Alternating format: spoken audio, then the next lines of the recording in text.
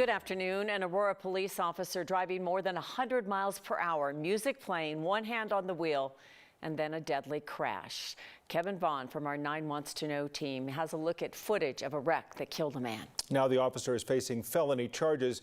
Before we do show it to you, we want to give you a warning, though. The video does capture the crash from inside the police car.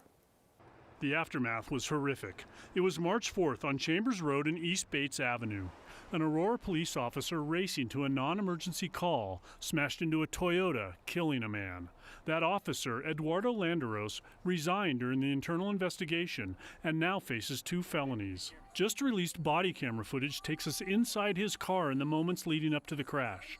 40 seconds before the collision, leaving a stoplight with music playing.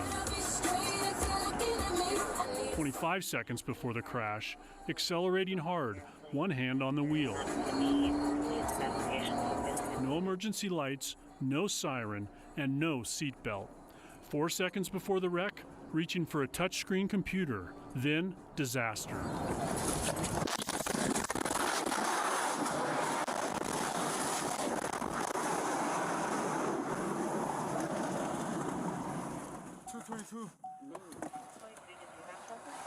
I just got hit in an accident.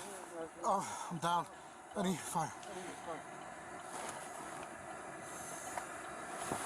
222, confirm you were hit in your vehicle? Yes, my car flipped over. I need ambulance, please. Elias Anderson was the man in that Toyota. He died in this crash.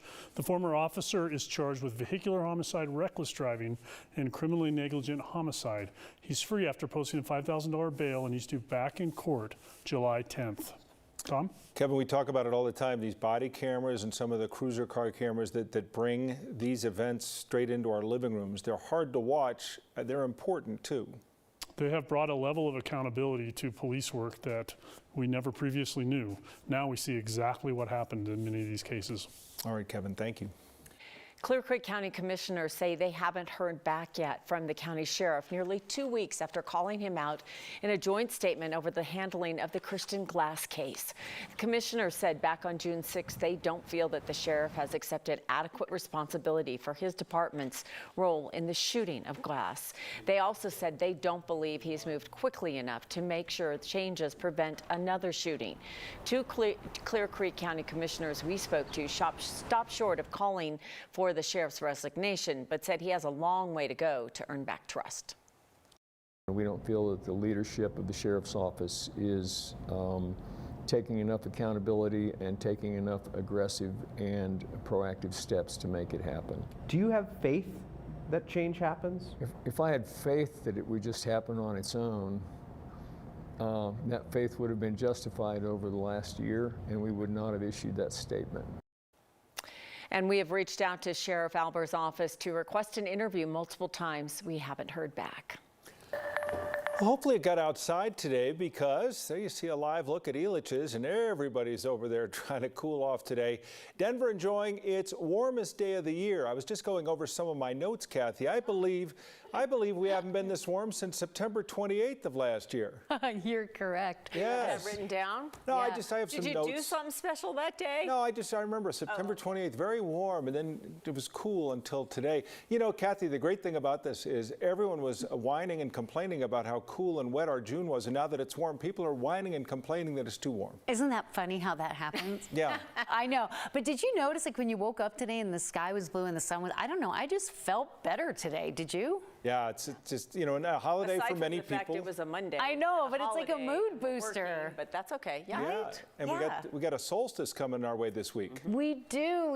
And this year the party's at your house, Tom, so make sure you're adequately supplied for when we stop over there on Wednesday. That's right, the summer solstice on Wednesday morning at 8:57 a.m. So the last few days of spring actually feeling like summer. We have 91 degrees in downtown Denver, upper 80s out at the airport. We're still waiting to see if this will be the official official first 90-degree day of the season. We're kind of dealing on the edge there, but we're just enjoying the beautiful view. Boulder, Fort Collins, blue skies, everything's so green. Flowers are popping up, and we have 87 currently at DIA, 92 in Lamar, 91 in Greeley, and temperatures have really not been this warm in quite some time. Winds in northeastern Colorado are coming in out of the southeast over the elevated terrain out of the southwest in advance of a cool front that's prompted some wind advisories around Salt Lake City and up toward the Boise area. We are just high and dry here in Colorado. A quiet afternoon of weather here. And as we move through the evening, fair skies, light winds. Tomorrow, high clouds coming in, but another warm, dry day. Late tomorrow night, extreme northeastern Colorado. Might be a couple of storms for you in Sterling, Ogallala, out that way.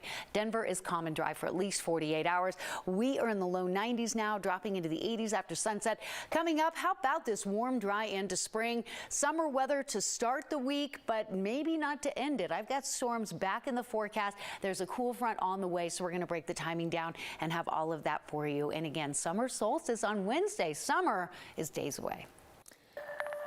Today, for the first time, we're hearing from the mother of a man killed after a standoff with police.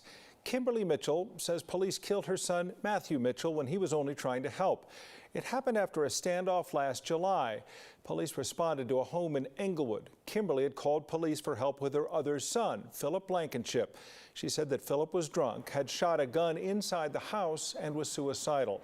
Philip is accused of shooting from inside the house toward officers, who then returned fire into the home. It was Matthew, the son who was trying to help, who was found shot and killed. His brother Philip told police he was the only shooter in the house and that his brother had never fired at police. Friday, we learned the district attorney had cleared the officers of criminal charges. How is this justified? This is murder. This is murder. This was an innocent person just trying to do the right thing that day, trying to help his brother. The district attorney said the officers both feared for their lives and ruled that the shooting was justified.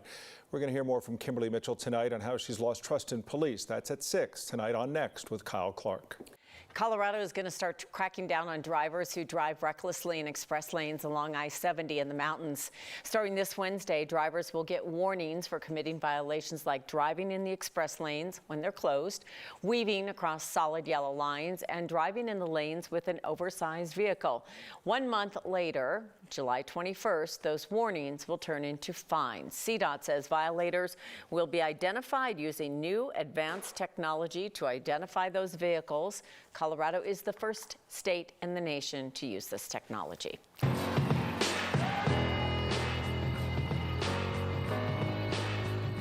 Today is June 19th, better known as Juneteenth, and people across the country are celebrating the day in 1865 when slaves in Texas finally learned they were free. Juneteenth also honors the continuing movement for racial and social justice in the U.S. President Biden recognized it as a federal holiday 2 years ago, and it became a state holiday in Colorado last year. Over the weekend, 5 Points hosted its annual Juneteenth parade, which organizers say is the city's longest-running parade in Denver, dating back to the 1950s. You can help Colorado's food banks help our neighbors in need. Our 9 Cares Colorado Shares Spring Drive is on right now to support a mission that's become more expensive with inflation driving prices up. In fact, where once every dollar raised could provide someone in need with 4 balanced meals, now $1 provides enough for 3. Still, though, the money that you give through our 9 Cares Drive goes a long way. That's because food banks can buy in bulk and get food for much less than we do at the store. So if you can help, you can donate right now by scanning the QR code on your screen, or you can also donate when you shop at your local King Soopers stores. The money you donate at your King Soopers checkout will stay in your community too. These are the food banks that benefit from those donations. If you want more information, you can go to 9news.com/9cares.